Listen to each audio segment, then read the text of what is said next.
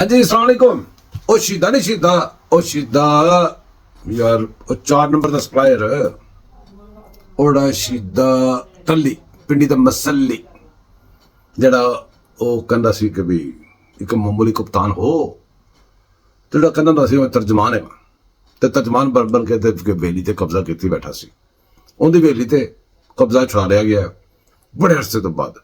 बड़ी दफा अदालती कार्रवाइयां अदालतां दे पिछले दरवाज़े दी कार्रवाइयां ते पता नहीं की कुछ होया शीदा चमड़ा ही रहा।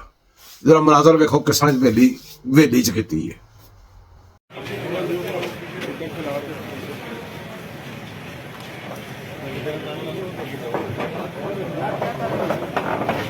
रास्ता तो छोड़ो यार।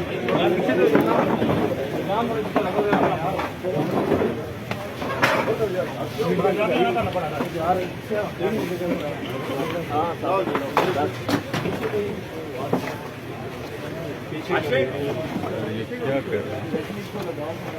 अंदर वाली अंदर वाली